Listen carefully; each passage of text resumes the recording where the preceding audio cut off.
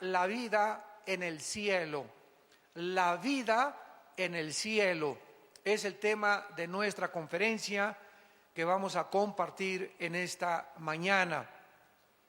En el Evangelio de Juan, capítulo 14, versículos del 1 al 4, estas palabras de Jesucristo, el Hijo de Dios, fueron dadas a sus discípulos en la víspera de su muerte.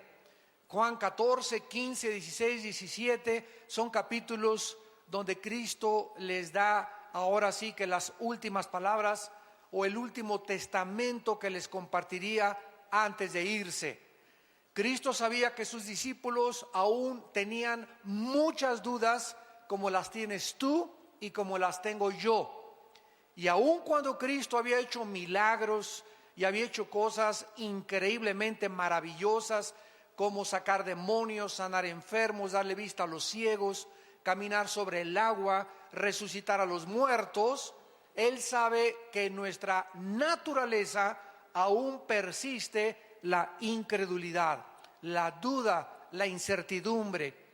Entonces Cristo, sabiendo que Él iba a dejar este mundo y los discípulos se iban a quedar solos, les comienza a pronunciar, les comienza a describir la vida en el cielo y a compartirles este mensaje de motivación, de ánimo, de consuelo que necesitamos también nosotros en la época en que estamos viviendo.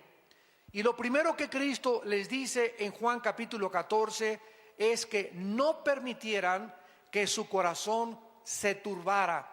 No se turbe vuestro corazón.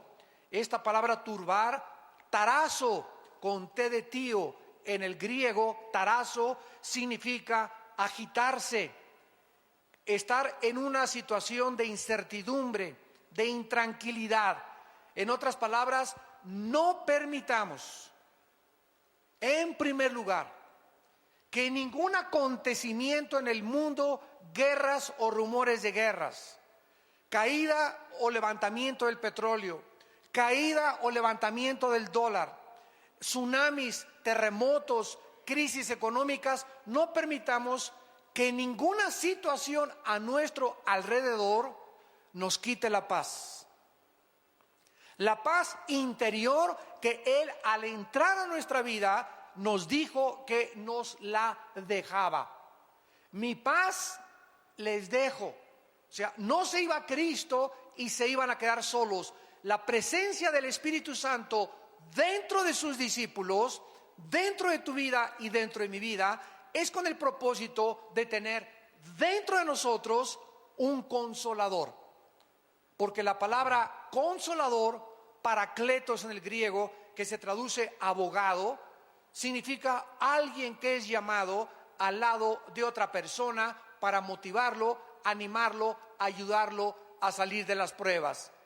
Entonces Cristo se fue hace 2000 años, pero en todos aquellos que le hemos seguido nos ha dejado dentro de nuestro corazón al Espíritu Santo. Y el Espíritu Santo tiene el propósito de consolarnos hasta que muramos y lleguemos a su presencia, de confortarnos, de animarnos, de poder darnos esa necesidad que tenemos de ánimo para vivir, para poder aguantar hasta el día de nuestra muerte. No permitan que nada les quite la tranquilidad, la paz interior, ningún acontecimiento a nuestro alrededor. ¿Por qué? Porque si creemos en Dios, es exactamente igual que creer en Jesucristo, porque el Padre y Dios son la misma persona. El Padre y yo, dice Juan 10, uno somos. Así que teniendo en cuenta que Cristo bajó del cielo a la tierra y caminó entre nosotros y dijo que el que lo veía a Él había visto al Padre y que las palabras que Él hablaba no eran de Él, eran del Padre. Los milagros que Él hacía no los hacía Él, los hacía el Espíritu Santo a través del Padre dentro de su vida. Los demonios que Él sacaba, los sacaba el Padre. Cristo no hizo nada que el Padre no haya hecho a través de su vida. Simplemente Él fue como un guante donde Dios entró y cuando movía un dedo era el Padre el que movía. Cuando Cristo hablaba era el Padre el que hablaba. Cuando Cristo caminaba era el Padre el que caminaba. Totalmente rendido como un guante, como mi mano dentro de un guante ante la voluntad del Padre. No se turbe vuestro corazón. Si creemos en Dios, creamos también que todo lo que Cristo dijo fue verdad. Ahora en el versículo 2 al 4 comienza Cristo a describirles que en la casa de su Padre, y sabemos que el Padre vive en el tercer cielo. Vamos a ver más adelante que hay 3 cielos en la Biblia: el cielo atmosférico, número 1, 2, el cielo cósmico de los planetas y las galaxias, y número 3, el tercer cielo, donde hay un trono, donde Isaías, donde el apóstol Juan vieron a Dios sentado en un trono en el tercer cielo, gobernando todo el universo que Él creó. Así que Cristo está describiéndonos que en el tercer cielo, no en el cielo atmosférico, no en el cielo galáctico, sino en el tercer cielo hay muchas habitaciones. ¿Ustedes se han hospedado alguna vez en el hotel Fiesta Americana o en el hotel Maya Palace de Acapulco o en el hotel Princess de Acapulco o en Las Brisas o en algún hotel así como jamás los han visto en la costa francesa, en la Riviera Francesa, o en Las Vegas, por ejemplo, también donde están los mejores hoteles del mundo, y que entras y ves persianas increíblemente tejidas, candelabros franceses, tapetes persas, una iluminación maravillosa, unos jardines botánicos que dices, Dios mío, cuántos miles de dólares les costarán, una cama donde llegas y casi flotas en la cama, aire acondicionado, te dan tu bata, te dan aire acondicionado, te dan todo, y decimos, ¿verdad, Señor, que aquí nos agarre el rapto? Bueno, si nosotros pudiéramos imaginarnos el confort que podemos encontrar en el mejor hotel donde tú te hayas hospedado, imaginémonos cómo va a ser la habitación que vamos a tener en el cielo. Y de eso se trata este mensaje, cómo vamos a vivir y cómo es el cielo. Entonces, hay muchas habitaciones en el cielo para nosotros. Y Cristo dice, si así no fuera, o sea, si no hubiera muchos lugares donde vamos a vivir en el cielo, entonces Él nos lo hubiera dicho. Pero nos los está diciendo para que creamos que es verdad sus palabras. Entonces Cristo les dice a los discípulos que Él iba a dejar este planeta con el propósito simplemente de prepararnos nuestra habitación. En el antiguo judaísmo, cuando un muchacho le pedía la mano a su novia, el muchacho se separaba 6 meses, 1 año de la novia y tenía que irle a preparar a la novia la habitación, el lugar donde iban a vivir, para que cuando ya pudieran después del desposamiento casarse, por ejemplo, José y María, la madre de Cristo, estaban desposados, o sea, comprometidos, no estaban casados legalmente, estaban comprometidos. Y mientras él estaba comprometido con María, él tenía la obligación de prepararle un lugar a María. Entonces, es exactamente este retrato el que Cristo toma. Él ha ido al cielo a preparar el lugar para que cuando resucitemos y vayamos con Él, podamos nosotros saber que durante todo este tiempo, estos 2000 años, ¿qué está haciendo Cristo sentado a la diestra del Padre, viviendo para interceder por nosotros y al mismo tiempo, imagínense, 2000 años preparándonos una cama, preparándonos un cuarto, preparándonos una mansión, preparándonos, ni nos vamos a imaginar las flores que vamos a ver, las luces que vamos a ver del lugar que Él nos está preparando? Y si me fuere, dice Cristo, y os preparar el lugar, entonces quiero que sepan que voy a regresar. Vendré otra vez. Ya vino la primera vez, nos promete que va a regresar la segunda vez. Y cuando Él venga la segunda vez, viene a tomarnos. Esta palabra tomar paralambano en el griego. Paralambano significa casi arrebatarnos o tenernos cerca de Él. Viene por nosotros, viene a tomarnos para que a donde Él, desde el momento de nuestra resurrección, esté, nosotros estemos por toda la eternidad con Él. ¿Y sabéis a dónde voy? ¿A dónde fue Cristo? A la casa de su Padre. Entonces sabemos el camino. ¿Cuál es el camino para llegar a Dios? La persona de Jesucristo. Porque Él dijo: yo soy el camino, yo soy la verdad y yo soy la vida. Existen miles de ateos en el mundo que creen que con la muerte se acaba la existencia del ser humano, por lo que simplemente viven para esta vida, jamás pensando en la eternidad. Los ateos dicen es que el universo es eterno, todas las cosas han estado como están y seguirán como están desde que las cosas existen, cuando los mismos principios de la primera y la segunda ley de la termodinámica, para que se lo expliques a tu maestro ateo, los principios de las leyes físicas de la termodinámica niegan que el universo pueda ser eterno. El universo tuvo un principio, dice la Biblia: en el principio Dios creó los cielos y la tierra. Y si hubo un principio, tiene que también haber un final. Las mismas leyes del universo nos muestran que el Sol está perdiendo millones de toneladas masa por segundo. Todo tiende al deterioro, todo se está descomponiendo, todo tiende a marchitarse, a descomponerse, a degradarse. Es la ley que se llama también en la física de la entropía. Entonces, las personas que no tienen la esperanza de poder volver a vivir, viven para esta vida.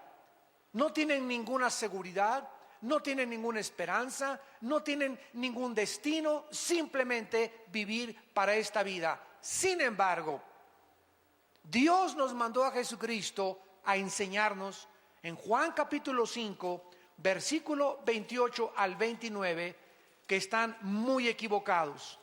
Que Jesucristo, que bajó del cielo, nos dice estas palabras. Juan 5, 28. No se maravillen de esto, porque vendrá hora cuando todos los que están en los sepulcros oirán su voz, y los que hicieron lo bueno saldrán a resurrección de vida, mas los que hicieron lo malo a resurrección de condenación. Vemos pues que solo hay dos lugares después de esta vida. No hay reencarnación como inventaron los filósofos, los budistas, los maometanos, los lamas de la India, del Tíbet. No hay reencarnación.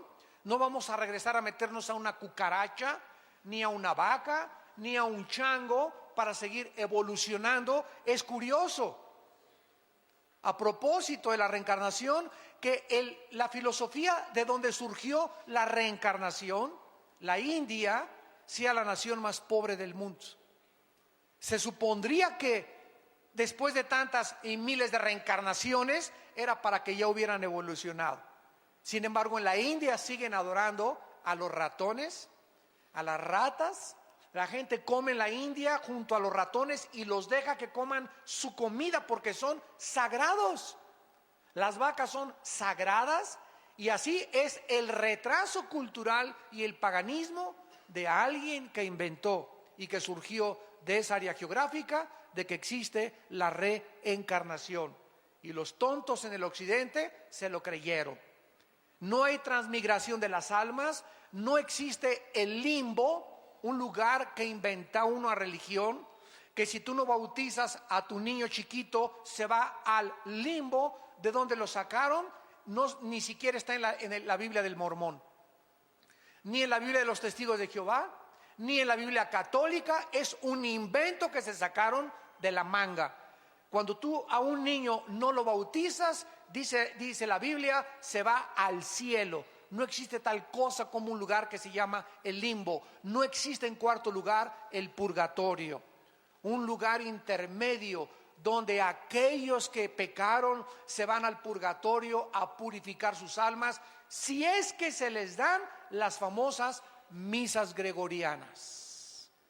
O sea, si aquí en la tierra se muere tu tío y se le celebra una misa, la misa le ayuda 1000 años a que se le reduzca la pena. ¿Se imaginan ustedes semejante barbaridad? Entonces, la Biblia es muy clara que no hay absolutamente, después de que tú te mueras, más que el cielo o el infierno, la resurrección para vida o la resurrección para condenación. Siendo así, la pregunta más importante que tú tienes que contestar en esta tarde es: ¿sabes tú dónde pasarás la eternidad? ¿Sabes tú que saliendo ahora de este lugar puedes caer muerto, un embolio, un ataque al corazón? ¿Sabes tú que te puedes subir en un avión, como hace poco vimos, donde venían autoridades del gobierno y de repente el avión se precipita al cielo? Imagínense, se subieron riéndose, carcajeándose, desayunaron en la mañana, le habló a su esposa: ahorita nos vemos en la tarde, y jamás los ocupantes de esta nave volvieron a ver a sus familias. Iban jóvenes, personas de 40, de 30, de 50 años de edad. ¿Por qué? Porque ninguno de ellos se imaginó que esa era la forma en que iban a terminar y que iban a presentarse delante de Dios. Los niños se mueren, los adultos se mueren, los jóvenes se mueren, los viejitos se mueren. ¿Sabes tú que en el día de tu muerte no hay otra esperanza? ¿No hay otra oportunidad? Dios te da en este momento que tú estás oyendo este mensaje la oportunidad de arrepentirte de tus pecados y de venir a la cruz y entregarle tu vida a Jesucristo. Vamos a ver los lugares que la Biblia menciona que sí existen en el mundo invisible. En primer lugar, en el Antiguo Testamento se menciona la palabra hebrea Sheol. Sheol, que significa en el hebreo lugar de la sepultura o lugar de los muertos. Todos los muertos en el Antiguo Testamento iban al Sheol, y así lo revelaron los profetas del Antiguo Testamento. ¿Qué cosa era el Sheol? Nadie sabía. Únicamente que todos los espíritus, tanto de los buenos como de los malos, descendían al centro de la tierra, porque el Sheol se encontraba en el centro de la tierra. Por ejemplo, dice el libro de los Números, Coré se rebeló contra el pastor y todos los que lo siguieron, los rebeldes, fueron tragados al Sheol vivos. O sea, con todo y cuerpo, con todo y anillo de casado, con todo y la corbata, cayeron y se fueron directamente al Sheol, al centro de la tierra. Entonces, este era el lugar donde todos los espíritus humanos, después de la muerte, descendían a esperar a que Jesucristo muriera en la cruz del Calvario. Cristo baja a la tierra, y cuando se traduce la Biblia del hebreo al griego, esta versión y esta traducción del hebreo al griego se llamó la Septuaginta. Cuando se tradujo la palabra Sheol al griego, se usó la palabra Hades con H, Hades.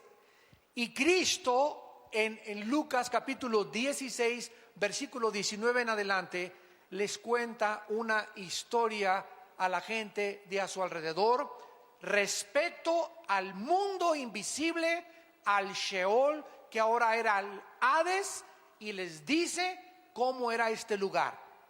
Cristo les dice que 2 personas murieron. Uno era incrédulo, el otro era un pobre mendigo llamado Lázaro.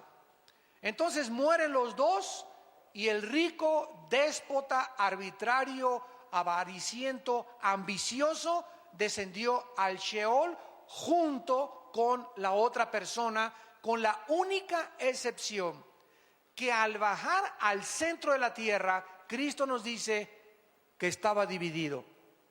O sea, nunca los espíritus humanos que descendieron en el Antiguo Testamento estaban junto con los espíritus humanos de los justos. Este lugar en el centro de la tierra estaba dividido por una gran cima, una gran barrera. De un lado estaba el infierno, que se usa la palabra Gena en el griego para describir el infierno, que era el lugar donde tiraban la basura los judíos, y ese lugar se llamaba Gena, y usa Cristo esa palabra Gena para describir que era el lugar donde ardía el fuego. Y las personas en el infierno que murieron en el Antiguo Testamento estaban en el infierno ya sufriendo. Uno de ellos pedía a gritos que le dieran una sola gota de agua para poder aliviar su dolor en la lengua. Las personas en el centro de la tierra, en el infierno, Cristo dijo que tienen memoria. En esta historia, esta persona le grita y le dice: Padre Abraham, yo tengo muchos familiares allá en Metepec, allá en Lerma, por favor vayan y díganles que es verdad que existe el infierno, que no vayan cuando se mueran a caer este lugar, de lo burlón que yo fui, de lo parrandero, borracho y jugador y mentiroso que yo fui. No quiero que vengan mis familiares a este lugar. Y Abraham le contestó y le dijo: ¿sabes una cosa? Que a través de los milagros nadie se va a convertir.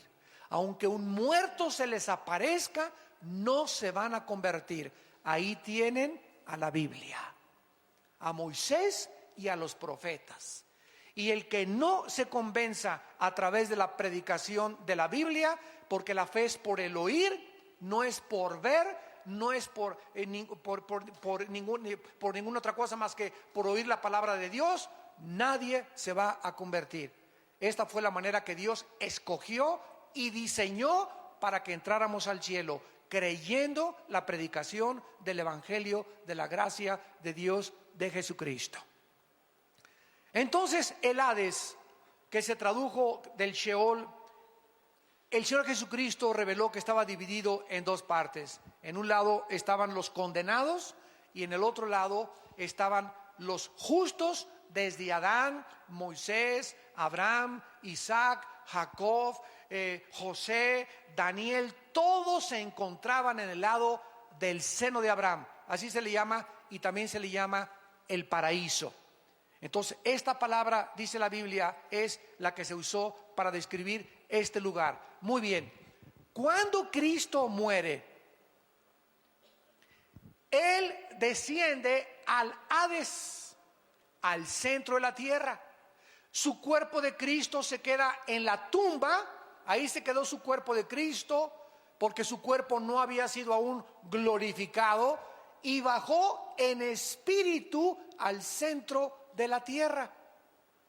Su espíritu se salió de su cuerpo y bajó al centro de la tierra, al Hades, y ahí fue a anunciar, fue a proclamar su victoria sobre el pecado, la muerte y Satanás. 3 días estuvo Cristo en el Hades, y a los 3 días Cristo, a todos los que se encontraban en el lado del seno de Abraham, en el lado del paraíso, a todos los justos, los tomó Cristo, y cuando resucitó Cristo, se los llevó con Él hasta el tercer cielo. Efesios capítulo 4. Subiendo a lo alto, se llevó cautiva a la cautividad, y se presentó en el tercer cielo ante su Padre con todos estos millones de justos que habían creído el Evangelio en el Antiguo Testamento a través de la fe y de la gracia de Dios, y ahora se quedaron allá en el cielo. Y de Cristo a nuestros días, desde la resurrección de Cristo hace 2000 años hasta nuestros días, todos los espíritus humanos que se mueren sin Cristo siguen descendiendo al centro de la tierra, al Sheol, al Hades. Ahí sigue estando, aquí en el centro de la tierra, el infierno. Hace algún tiempo yo había escuchado que habían sacado unas grabaciones de unos geólogos que habían metido unas sondas y habían tratado de entrar lo más que se pudiera al centro de la tierra, y escucharon gritos como de encadenados, gritos de desesperación. Y hace poco leí de un hermano cristiano con un hombre bastante serio y con una integridad del ministerio, que me dijo que había otro equipo de personas que en el Triángulo de las Bermudas, el oceanógrafo Jacques Cousteau escribió en sus memorias, que es uno de los oceanógrafos más importantes, que cuando descendieron en el Triángulo de las Bermudas, que es un triángulo que está en el Mar Caribe, que es un triángulo con Cuba, las Bahamas y Miami, que se llama ese triángulo, que han desaparecido barcos y han desaparecido aviones. Ahí se encontraron, en el fondo metieron la sonda y fue donde descubrieron los gritos de personas, eran como gritos de humanos que gritaban y como de encadenados, que nos muestra, ¿verdad? Yo lo creí porque la Biblia dice que una de las entradas al infierno es ahí en el Triángulo de las Bermudas. ¿Dónde lo dice? En Isaías capítulo 27, que Satanás es la serpiente del mar, la serpiente que se mueve en el mar. Y entonces, si el centro de la tierra es el lugar del infierno actualmente, tiene que haber salidas, y una de las salidas del infierno son los volcanes también. Por eso siempre sale de los volcanes lava, azufre y fuego, que de acuerdo a la Biblia son los elementos que componen el infierno. Muy bien, tenemos en tercer lugar otro lugar invisible que la Biblia llama el Tartarus. Segunda de Pedro 2:4. Segunda de Pedro 2:4. Veamos todos estos lugares importantes, invisibles, donde se encuentran ángeles o demonios o espíritus humanos. Y antes de ver esta palabra en segunda de Pedro capítulo 2, quiero recordarles lo siguiente. En el infierno, en el centro de la tierra, no se encuentra Satanás, ni tampoco ningún demonio. Así que no vayan ustedes a seguir creyendo ese cuento, ¿verdad?, de que se quemen con los demonios en el infierno. Los espíritus humanos se encuentran en el infierno nada más. Vamos a ver ahorita que los ángeles tienen otra prisión que se llama Tartarus, y los demonios tienen otra prisión que se llama el abismo. Y son totalmente palabras diferentes en su etimología, y también la descripción que la Biblia hace es diferente del infierno. Así que vamos por orden. En el infierno ahorita no hay más que espíritus humanos. A lo mejor ahí está tu tío o tu abuelo o tu padrastro o tu papá o tu exesposo o tu exesposa o algún hijo tuyo que se murió sin Cristo, yo no sé, pero solo se encuentran ahí espíritus humanos. El Tartarus en segunda de Pedro capítulo 2 versículo 4 se tradujo infierno de una forma equivocada, porque si Dios no perdonó a los ángeles que pecaron, sino que arrojándolos al Tartarus, y los traductores lo pusieron como infierno, cuando la única palabra que se traduce infierno es el Gena. ¿Cómo sabemos esto? Lo vamos a ver adelante. Dios no perdonó a los ángeles que pecaron, los arrojó al Tartarus, así dice el original griego. Y vean lo que dice: a prisiones de oscuridad para ser reservados al juicio. ¿A qué ángeles se refiere el apóstol Pedro? Porque cuando Satanás se rebeló y encabezó la rebelión, se llevó a la tercera parte de los ángeles. Entonces tenemos en el universo una tercera parte de ángeles. Los ángeles no son demonios. Los demonios son criaturas diferentes a los ángeles caídos. Lo vamos a ver también. Satanás se rebela y se lleva a la tercera parte de los ángeles. Se quedan del lado de Dios 2/3 partes. Entonces hay una tercera parte contra 2/3 partes en el universo, de ángeles malos contra ángeles buenos. Entonces superamos los ángeles de Dios a las huestes de Satanás. Gracias a Dios, son más ángeles que se quedaron con Dios que los ángeles que se rebelaron. Cuando Satanás se rebeló contra Dios y se llevó a la tercera parte de los ángeles, se partió el corazón de Dios. Pero Dios les había dado el libre albedrío, como te lo dio a ti, como me lo dio a mí. No podía decirles, no, por favor, no se vayan, quédense con nosotros. Él no podía hacer eso porque somos responsables de nuestras decisiones y de las consecuencias de las decisiones que hacemos. Y desde entonces, desde esa rebelión, surgió la rebelión en el mundo. Y así cualquier persona que se rebela contra la autoridad le parte el corazón de Dios. Y los rebeldes que siguen al rebelde son infectados exactamente de la misma forma del que encabezó la rebelión. Y eso le parte el corazón de Dios y no hay perdón hasta que esas personas regresan arrepentidas y se someten otra vez a la autoridad. Mientras no haya este arrepentimiento y este regreso a la sumisión a la autoridad, no puede haber perdón. Porque el que encubre sus pecados no prosperará, mas el que los confiesa y se aparta y deja el camino de la rebelión, alcanzará la misericordia. Esto no quiere decir tampoco que a los rebeldes les vaya bien o les vaya mal inmediatamente. Hay muchos rebeldes que prosperan como Esaú, como Judas, que Dios los deja que vayan y que vayan y que vayan y que vayan, cuando de repente menos lo esperan, ¿verdad? Cae el juicio de Dios. Pero el hombre no puede ser engañado, lo que nosotros sembramos tenemos que recoger. Veamos pues este lugar de los ángeles que pecaron y no son los que cayeron con Satanás. Porque si todos los ángeles estuvieran ya en las prisiones, Apocalipsis 12 dice que en la última guerra final peleará Miguel y sus ángeles contra Satanás, el dragón y sus ángeles. Entonces, de esa tercera parte que se rebeló contra Dios, hay otro grupo de ángeles que después de esa rebelión pecaron otra vez contra Dios, pero de una forma todavía mucho más grave, donde Dios los tuvo que sacar del espacio y meternos a este lugar que se llama el Tartarus para que esperaran el juicio. Y estos ángeles son los ángeles de Génesis capítulo 6, que son los que vieron mujeres humanas y de alguna forma se mezclaron con las mujeres humanas.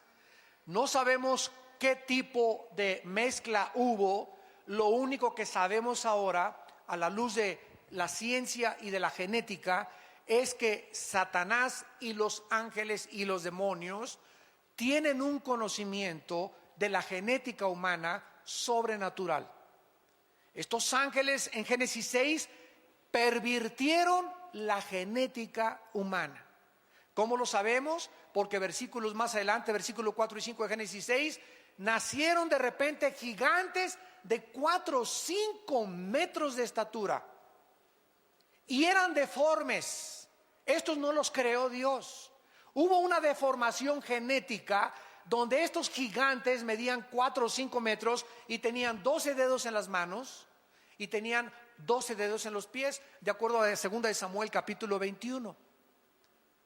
Y estos gigantes son los que se pusieron en la frontera cuando Dios iba a introducir a su pueblo a Canaán. Se pusieron en la frontera y espantaron a los israelitas para que no entraran a la tierra de Canaán. Y cuando mandó Moisés 2 espías para poder entrar a Canaán, regresaron los espías. Oye, Moisés, increíble, son gente que parecemos langostas comparados con ellos. En el hebreo se usa la palabra refaitas, que se tradujo gigantes porque venían de Rafá, otra de las tribus que poblaron Canaán. Casi todo Canaán eran gigantes. Los somsomeos, los rafaitas, bueno, todo estaba poblado casi de gigantes, y esto fue lo que espantó al pueblo de Dios. Son demasiados gigantes, no podemos con ellos. Cuando más adelante, ¿se acuerdan ustedes de David? Un muchacho que cantaba a Dios, santo, santo, alabado sea el Señor, con su arpa, y de repente le dice a su papá David, oye, ve al campo de batalla, porque todos están paralizados por el temor, nadie quiere moverse porque hay un gigante llamado Goliat que ha retado al ejército de Saúl y les ha dicho: a ver quién en 40 días les doy para que me presenten a un guerrero, y si él me vence, y nosotros nos rendimos a ustedes, y si no, ustedes serán esclavos de nosotros. Y nadie, ni el rey Saúl ni los guerreros de Saúl, estaban espantados. Nadie quería enfrentarse con Goliat. Y cuando David entra al campamento y oye al gigante retando al pueblo de Dios, gritando, insultando al pueblo de Dios, blasfemando al pueblo de Dios y al Dios de los ejércitos, le da la comida a sus hermanos y se presenta con Saúl y le dice: Saúl, déjame ir a pelear contra ese incircunciso filisteo, hijo de María Bonita, que vas a ver lo que le va a pasar. Sí, cómo no, David, bueno, ya ahorita recurrimos a ti como última esperanza, pero ponte tu armadura. No, qué armadura ni qué nada. Yo no necesito ninguna cosa humana. Este pleito es espiritual. Este pleito no es de lanza contra nada. Señor, tú en el pasado los osos querían a tus ovejitas morderlas, y yo agarré la onda y maté al oso y maté al león. A esta onda que la sé mejor manejar que la espada y que la lanza, va a ser contra ese incircunciso. Yo voy a él en el nombre de Jehová de los ejércitos. Y David se enfrenta a Goliat y le clava la piedra exactamente en el lugar vulnerable que tenía y que no lo tenía protegido. Desde entonces todos los cascos militares los hicieron así, protegiéndoles la frente. Y eso es verdad, ¿eh? Todos se acordaron de Goliat. Entonces vemos, ¿verdad?, de qué forma es David. Y Goliat tenía 5 hermanos, de acuerdo a 2 Samuel 21. Y ustedes leen la vida de David. David fue el hombre que mató al primer gigante y que acabó con todos los gigantes.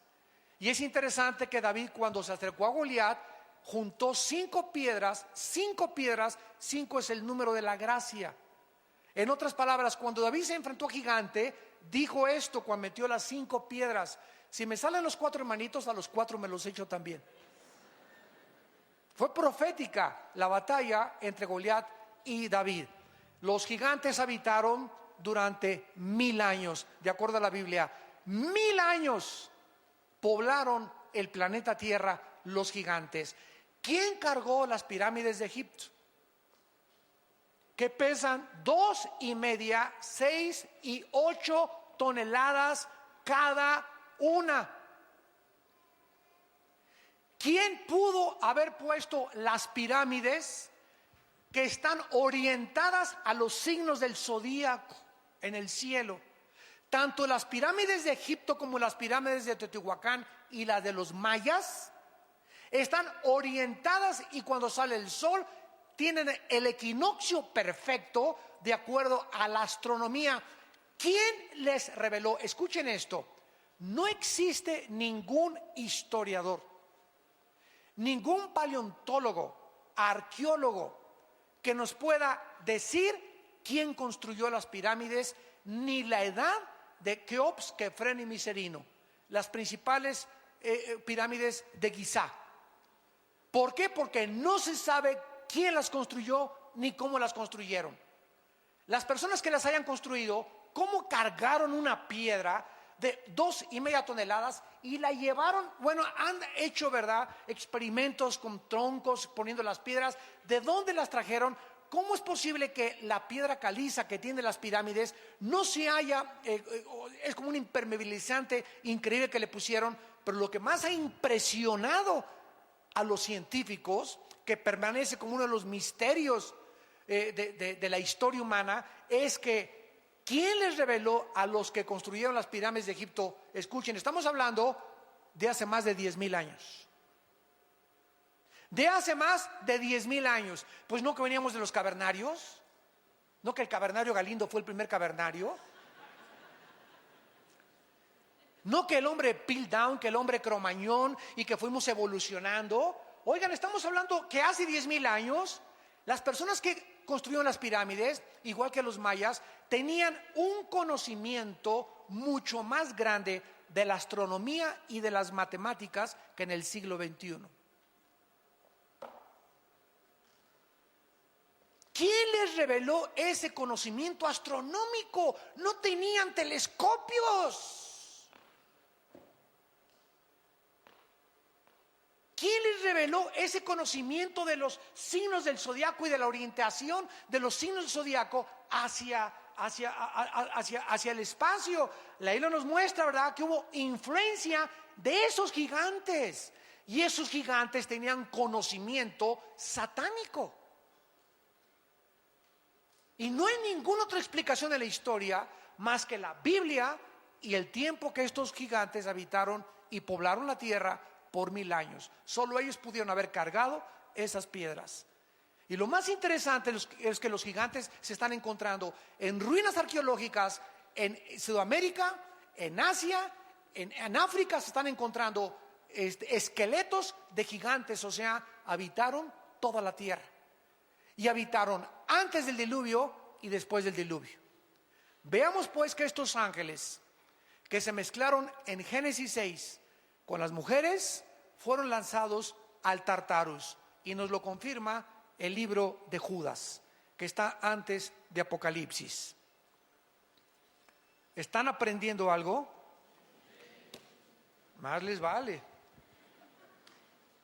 En Judas, para que no sigas con el Calimán, telenovelas, que el gurú me dijo. Háganme el favor nada más, Walter Mercado, tu padrino. Tenemos la Biblia, la palabra profética más segura, a la cual haríamos bien estar atentos, que nos descubre todos los misterios de la historia y los misterios de la humanidad. Si creen en Dios, crean también en mí, dijo Cristo. Estas palabras son fieles y verdaderas. En Judas, versículo 6 y versículo 7, nos explica sin lugar a dudas qué pasó en Génesis 6 y quiénes son estos ángeles. Y dice Judas: y a los ángeles que no guardaron su dignidad, sino que abandonaron su propia morada. La palabra oiketerios, que se tradujo morada, significa sus cuerpos. Estos ángeles de Satanás tenían asignado un lugar para vivir. Tal vez las estrellas o planetas. Muchos dicen que el sol es una de las habitaciones de Satanás. Pero estos ángeles abandonaron el lugar que Dios les asignó, cruzaron, transgredieron sus habitaciones y se metieron y bajaron al planeta Tierra hace miles de años. Abandonaron su lugar donde deberían vivir. A estos ángeles que dejaron sus habitaciones, Dios los ha guardado bajo oscuridad, en prisiones eternas para el juicio del gran día. Y estas prisiones se llaman el Tartarus, donde Pedro nos dice que son los ángeles que pecaron y que Dios los mandó al Tartarus. Es la única prisión que la Biblia describe de los ángeles. Y dice el versículo 7, para quitarnos cualquier duda, que estos ángeles, que son el sujeto de este contexto, como Sodoma y Gomorra, o sea, se comparan a estos ángeles con los habitantes de Sodoma y Gomorra y las ciudades vecinas, las cuales de la misma manera que aquellos. ¿Quiénes son aquellos? Los ángeles que están en el centro de nuestra discusión. Los habitantes de Sodoma y Gomorra hicieron lo mismo que estos ángeles, que hicieron: fornicaron. Fornicaron. Los ángeles pueden fornicar. Bueno, la palabra fornicar tiene varias y diferentes connotaciones. La palabra fornicar, porneia, de ahí viene la palabra pornografía, significa en la Biblia relaciones sexuales ilícitas.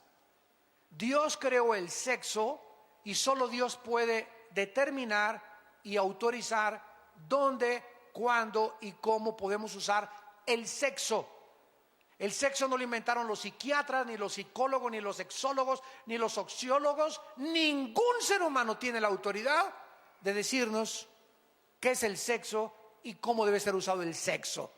Así que si alguien te dice que tú eres hombre y te vistes de mujer y los sexólogos te dijeron que está bien, son unos mentirosos porque ellos no inventaron el sexo. Si tú no naciste hombre y te ves en el espejo y tienes el órgano masculino, entonces es que eres hombre. Y si tienes una mentalidad diferente, es que tienes un tornillo flojo en la mente.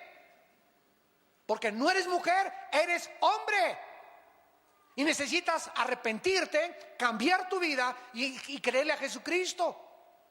Y de eso se trata. ¿A quién le creemos? ¿A los sexólogos? ¿A los psiquiatras? ¿O le creemos a la palabra de Dios?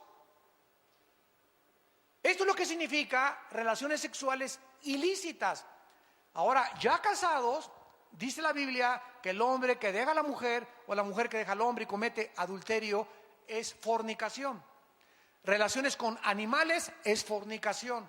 Hombre con hombre es fornicación. Mujer con mujer es fornicación. El sexo solo puede ser usado dentro de la esfera y de la dimensión del matrimonio.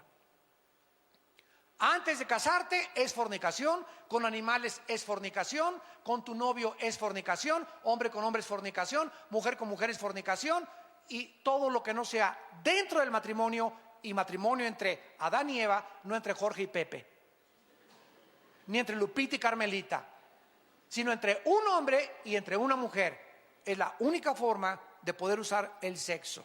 Ahora, si estos ángeles cometieron algún ilícito sexual, ¿cómo pueden ellos haberse relacionado? ¿O qué acaso los ángeles tienen esperma? Porque en algún lugar de la Biblia se nos dice que no se pueden reproducir. No son como nosotros que como conejos, ¿verdad? Estamos produciendo y produciendo y produciendo, etcétera, etcétera. Los ángeles, la cantidad de ángeles que Dios creó, ya no hay más ni menos. No hay angelitos ni angelitas tampoco. No hay ángeles del sexo femenino. Todos son del sexo o del género masculino. Pero si no se pueden reproducir, entonces, ¿cómo está? ¿Verdad? Todos estos misterios son interesantes. Bueno, vamos a explicar esto. ¿Se acuerdan ustedes del endemoniado gadareno? ¿Cuántos demonios tenía? Tenía 6,000 demonios. Porque Cristo le preguntó, ¿cómo te llamas? Y le contestó, Legión. La palabra legión significa 6,000 soldados, de acuerdo al Imperio Romano. Muy bien, escuchen esto. Estos demonios conocían también el cerebro y le conocen las neuronas del cerebro. Estamos hablando de hace 2,000 años, cuando ni la genética, hasta 1860, por Gregorio Mendel, fue descubierta las leyes de la herencia. Estos demonios hace 2,000 años sabían qué neuronas del cerebro son las que controlan los ojos, los oídos, las cuerdas vocales. Todo absolutamente los demonios estaban manejando, se metieron a los controles del ser humano aquí en el cerebro y comenzaron los músculos. Tenía el gadareno fuerza como de un gigante, una fuerza que rompía las cadenas. Los demonios le dan fuerza al ser humano. ¿Por qué? Porque cuando un demonio entra al cuerpo humano, el demonio sabe cómo operan los músculos, cómo operan los ojos, cómo mover las cuerdas vocales. Hablan los endemoniados con una voz que no es la de ellos. Alteran el tono de las cuerdas vocales, los ojos. Increíblemente estamos apenas descubriendo la maravilla del ojo, de los oídos. Todo lo tienen ellos conocido desde hace miles de años. ¿Y qué es lo que están haciendo ahora los ángeles caídos y Satanás? Planeando clonaciones humanas para volver otra vez a traer a este mundo monstruos. Y comenzaron con Frankenstein en los 60s. Yo veía a Frankenstein en los 60s, era niño y no dormía en 3 días. Ahora ven a Frankenstein los niños y se echan de carcajadas enfrente de él, comparado con Godzilla y con las monstruosidades increíbles que ahora ha producido Hollywood. Ya aparece Frankenstein, Pinocho con los monstruos de ahora. Ya vas a las películas y todos son demonios, apariciones, etcétera, etcétera, porque el diablo está preparando a los niños para los monstruos que van a comenzar a surgir y las clonaciones genéticas entre animales y hombres que aparecen en Apocalipsis capítulo 9. Está preparando a nuestros hijos para que cuando aparezcan se rían enfrente de ellos y los vean como algo absolutamente normal. Muy bien, si los demonios y Satanás tienen la característica de poder conocer nuestros genes, las neuronas de nuestro cerebro, nuestro sistema nervioso, nuestro sistema muscular, etcétera, etcétera. Pueden también los demonios meterse al esperma. En un esperma de los 500 millones que existen o 600 que salen en cada eyaculación de un varón, un solo esperma entra para la ovulación y para la fertilización, para que se produzca un ser humano, que se llama cigote, feto y después ya bebé. En un solo esperma de los millones microscópicos que tenemos caben más de 100,000 demonios. O por lo menos tienen la facultad de poder ir en ese esperma y alterar para que el niño que nazca con 2 cabezas, nazca con pie equinovaro, nazca con un defecto o dividido, un chivo con una cara de una cosa y cosa otra cosa, cualquier cosa que sea antinatura, que va en contra de la creación original, es de carácter demoníaco. Por eso, ¿verdad? Tomar drogas en el embarazo, alcohol en el embarazo, fumar en el embarazo, ya no significa que Dios lo haya hecho así. Somos responsables nosotros de la forma como nos cuidamos, o como se cuidaron las mujeres, o con quién te metiste, o el SIDA que te contagió esa persona, y ya Dios se hace a un lado y nos deja recibir lo que nosotros sembramos. Y ninguno podemos culpar a Dios de lo que ha sucedido en el mundo, porque es la obra de nuestras propias decisiones y nuestro libre albedrío. Estos ángeles que se mezclaron con las mujeres humanas no necesariamente les comunicaron su esperma, porque ya vimos que no se pueden reproducir, pero lo que hicieron estos ángeles a la luz de la genética del siglo XXI es que alteraron los genes de las mujeres humanas. Satanás tiene la facultad de poder alterar los genes. Si nosotros permitimos, porque sin nuestro consentimiento ni Dios ni el diablo se meten a nuestra vida. ¿Me escucharon muy bien? Ningún demonio puede tener nada con mi vida sin mi consentimiento.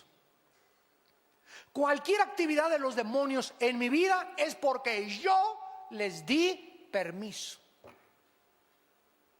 Y cualquier cosa que Dios tenga con mi vida es porque yo se lo permití a Dios.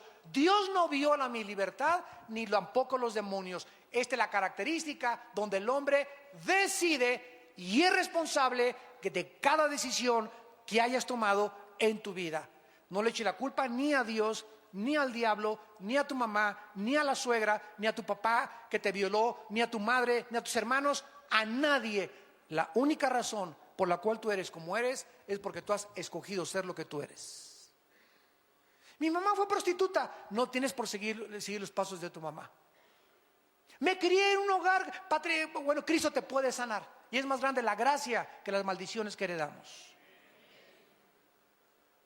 Y finalmente vemos nosotros que no solamente la Biblia nos demuestra esto, sino que nos demuestra también, gracias a Dios, que tenemos una casa intermedia cuando nosotros morimos. 2 Corintios capítulo 5, terminamos y dice la Biblia que cuando nosotros morimos, si tú mueres hoy en la noche, es muy importante este estudio.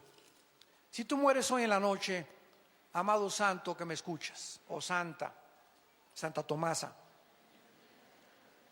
o San Anselmo, si tú mueres hoy en la noche, tu espíritu y tu alma se salen de tu cuerpo y nos vamos derechito al cielo. Los ángeles de Dios vienen a recogernos.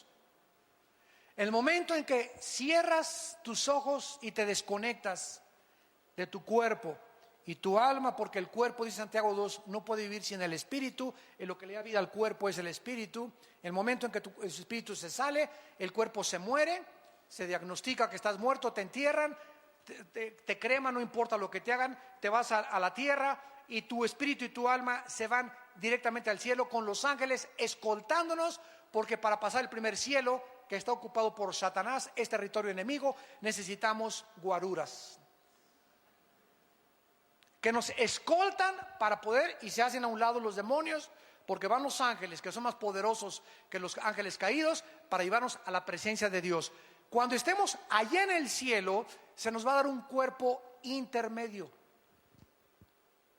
Si tú mueres hoy en la noche, tu espíritu y alma se va al cielo, mi espíritu se va al cielo, y cuando estemos en el cielo, como Cristo no ha bajado todavía a resucitar a los muertos, que es cuando se nos va a dar el cuerpo glorificado, mientras estamos en el cielo, 2 Corintios 5, dice Pablo, sabemos que si nuestra morada, miren cómo le llama Pablo al cuerpo, morada terrestre.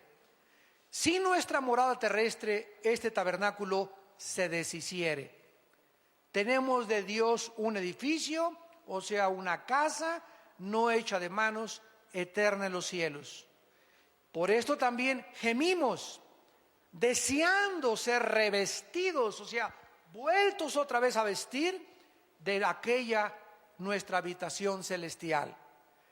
Pues así seremos hallados vestidos y no desnudos, porque asimismo los que estamos en este tabernáculo o en esta casa o en este envase, gemimos con angustia porque no quisiéramos ser desnudados. Nadie quiere morir, ¿verdad? ¿Qué es la muerte? Simplemente que se nos va a quitar un traje. Esa es la muerte. Este traje temporal que tienes tú y que tengo yo, unos tienen traje de mujer, otros tienen traje de hombre. Y Dios te puso el traje de mujer y a otros les puso Dios el traje de hombre. Pero el que tiene el traje de mujer es espíritu y el que tiene el traje de hombre es espíritu, y los espíritus no tienen sexo. Simplemente Dios vistió a dos espíritus con un traje y a otro con otro traje porque a Dios le dio la gana para reproducirnos. Y aceptemos el traje que Dios nos dio y el traje que Dios te dio. Si eres mujer, acepta lo que eres. Si eres hombre, acepta lo que eres. Entonces, cuando se deshaga este traje, se nos va a vestir, vamos a tener el alma y el espíritu, que es la esencia de nuestro ser, vamos a ser vestidos con otro traje. Y con un traje temporal mientras Cristo desciende al mundo. Cuando Cristo venga en el rapto y resuciten los muertos, entonces vamos a resucitar y vamos a tener un cuerpo semejante al cuerpo de la gloria de Jesucristo. Un cuerpo sin sangre, un cuerpo sin deterioro celular, un cuerpo joven, eterno, radiante, que Rambo, ni que John Travolta, ni que nada, ni que Brad Pitt, ni que Tom Cruise, ni nada. Vamos a tener un cuerpo que va a durar por toda la eternidad, donde va a tener acceso a subir y bajar, vamos a volar. No me da tiempo de contarles todos estos detalles. Es infinito este estudio del cielo. Vamos a poder comer otra vez también. No lo explico sin sangre, pero Dios va a hacer otros páncreas, otro estómago. No sé qué sistema de esófago y de digestivo va a ser Dios, pero no va a ser ya la sangre la que va a correr en nuestro cuerpo. Vamos a poder comer pez, vamos a poder comer miel. Vamos a reproducirnos. Isaías 65. Para que no digan el hermano está inventando, Isaías 65 dice claramente que vamos a reproducirnos sexualmente, vamos a seguir teniendo familia en el milenio. Muchachas, no se apuren. Muchachos, tranquilo, sereno moreno, hay chance todavía. Así que no se coma la torta antes de tiempo. Y todas estas cosas están prometidas para aquellos que en esta mañana le han entregado su vida al Salvador. Si tú en esta mañana no tienes a Jesucristo, yo te ruego en el nombre de Dios, por las misericordias de Dios, por la verdad que tú puedes saliendo este día, o a lo mejor hoy es la última vez que Dios te ha hablado en tu vida, no endurezcas tu corazón. Está de por medio tu eternidad. No vas a poder tener otra oportunidad tal vez como la que Dios te da hoy. Hoy es el día aceptable, hoy es el día de tu salvación. Entrégale tu vida a Jesucristo y acepta por la fe el perdón de tus pecados y prepárate para el día de tu muerte. Oremos. Padre, gracias por tu palabra. Tu palabra nos dice, Señor, que el apóstol Juan vio un cielo y una tierra nueva. Porque el primer cielo y la primera tierra pasaron y el mar ya no existía más. Y oí una gran voz del cielo que decía: He aquí el tabernáculo de Dios con los hombres. Él morará con ellos. Ellos serán su pueblo y Dios mismo estará con ellos como su Dios.